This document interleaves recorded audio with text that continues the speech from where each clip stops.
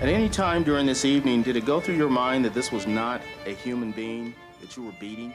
Dan Lindsay's and T.J. Martin's documentary, LA 92, chronicles the beating of Rodney King by Los Angeles police officers and the LA riots of 1992. So LA 92 kind of tells the story of not just Rodney King, but it goes back and it examines kind of police corruption and brutality in Los Angeles over a 20-year period that got us to LA 92. The story of the Negro in America is the story of America.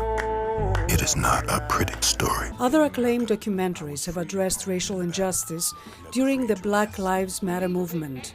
One of them is Raoul Peck's Am Not Your Negro, on what it means to be black in America.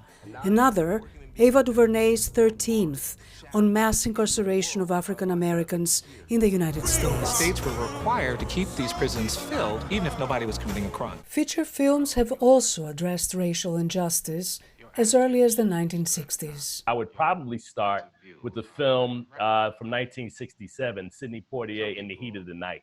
The famous scene in there, he of course plays a detective who comes from Philadelphia to help investigate a case down in Mississippi. And in the midst of his investigation, he encounters a Southern gentleman who, in the midst of the investigation, smacks him for being, I guess, too uppity. And Poitier smacks him back, which was probably the first time it was ever caught on film that there was this resistance. Who told you to step on my sneakers? Who told you to walk on my side of the block? Who told you to be in my neighborhood?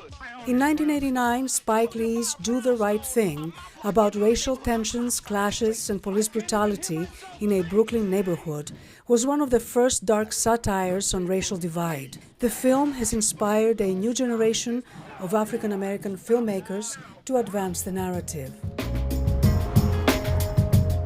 You're gonna go to Frisco, right? See the fireworks? In 2013, Black Panther filmmaker Ryan Coogler released his debut feature film, Fruitvale Station.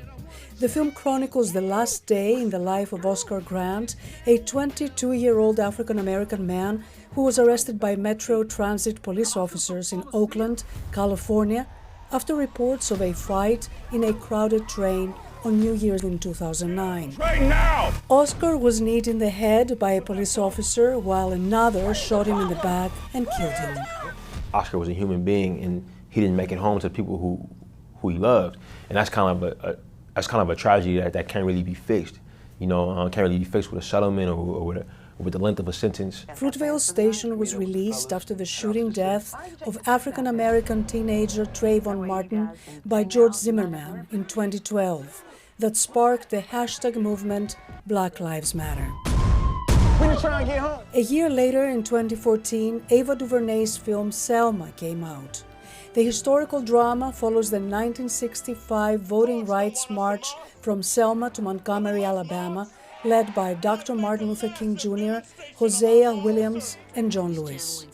During the film screening, civil rights leader John Lewis drew a parallel between Selma and the Black Lives Matter movement. Today, I think the young people and those not so young can learn from this film.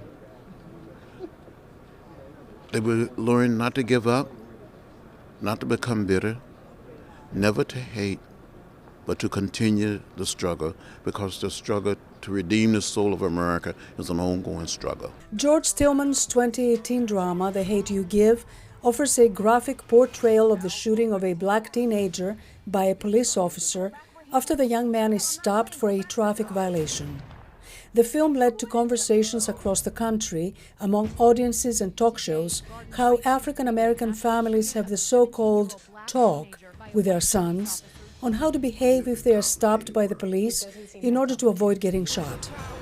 The incident in the film is witnessed by Starr Carter, a 16-year-old black student who becomes a voice in an uprising against the police. You know, there's video footage of these events happening, real time, you know, and we knew that this was going to be reflective of reality. And so I think that created a further weight in which we felt like it was our responsibility in order to honor these events and those who've been affected by it. Penelope Pulu, VOA News, Washington. real tactful. The back cat waited